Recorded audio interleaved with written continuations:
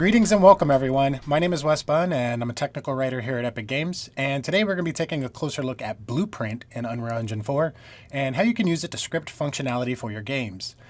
Disclaimers here before we get started. We're using Unreal Engine version 4.8 for this video series.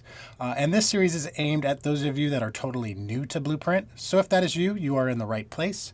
If you already know a little bit about Blueprint, please take this first video here as a bit of a refresher before we jump into the engine, as this is going to be the introduction or overview of the system before we start working with it in later videos. And speaking of those later videos, let's talk about what we plan to cover here at a glance for this series. For starters, what is Blueprint? We'll give you the quick high-level elevator style pitch at what they are, and we're going to cover that in this video actually.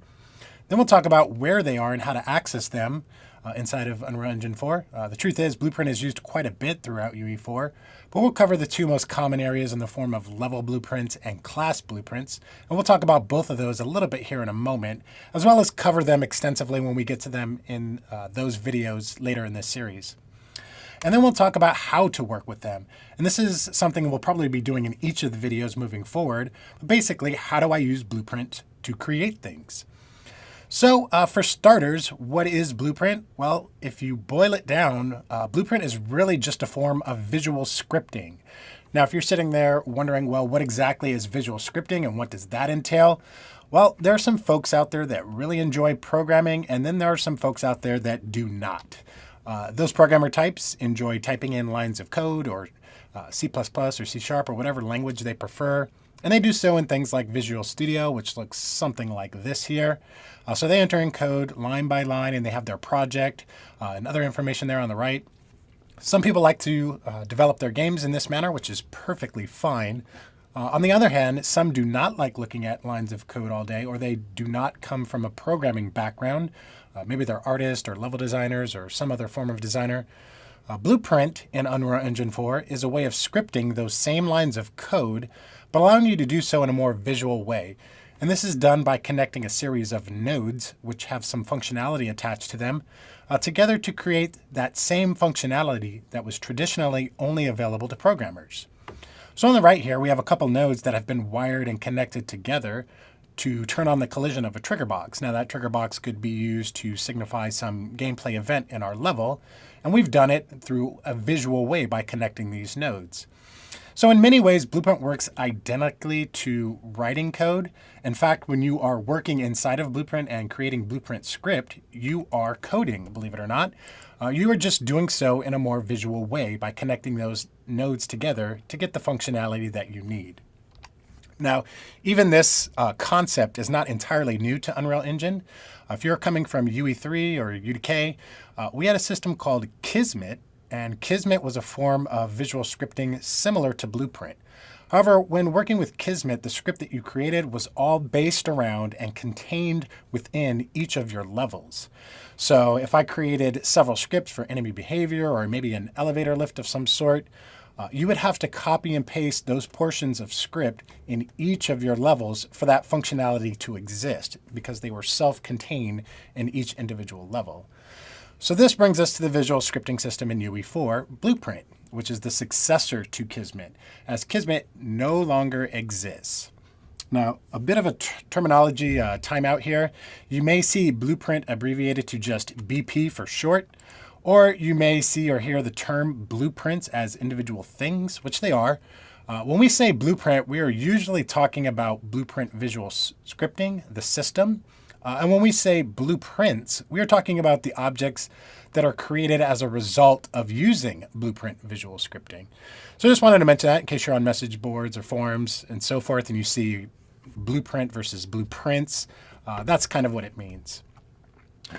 Excuse me. But back to the differences between Kismet and Blueprint, and really the main difference, because the two are still very, very similar.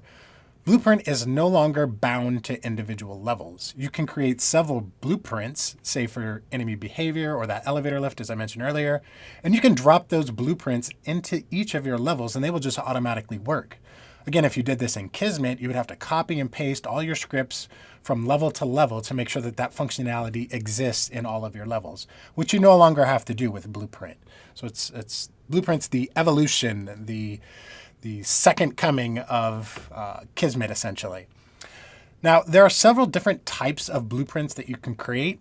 In fact, if you prefer, you can kind of still script things the old Kismet way on a per level basis using a special type of blueprint called the level blueprint, which we are going to be working out of in the next video in this series, actually. And then there's also what's called class blueprints, which we'll jump into later in this series. And for these, for lack of a better analogy, these are modular portions of script that can be used throughout your levels. So that elevator sample that we wanted to create, we would create that out of a class blueprint. And then we can just populate our level, any of our levels with this class blueprint, and they will just work automatically. And where blueprints really shine is with this class blueprint, we could expose parameters to allow us to adjust how our elevator actually functions. Maybe we want one elevator to move faster than the others. Maybe we want one to move in a different direction, etc. We can expose those parameters in Blueprint and allow us to create variants of that same elevator script and just toggle the things that we want to changed with Blueprint very, very easily. So it's very good for quickly prototyping out concepts or scripted behavior or events very quickly through Blueprint. Now, the other thing that I wanted to touch on when talking about the transition from UE3 to UE4, back in UE3, we had something called Unreal Script, which was very similar to coding. This has been completely replaced, actually removed, as there is no Unreal Script anymore with the implementation of blueprints. If you prefer the method of line-by-line coding, you could do that in C++. And actually, blueprints and C++ are very closely connected. You could create a class in C++ and expose it to Blueprint so that your artists or level designers can then tune and tweak the functionality or take it and expand upon it in Blueprint.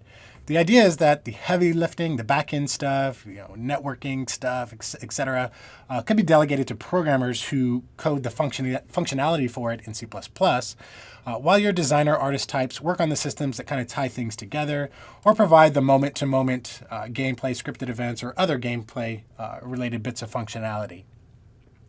So to sum up all of this information that was just thrown at you, Blueprint in Unreal Engine 4 is our visual scripting system, which allows you to connect nodes together to create some form of scripted behavior or functionality.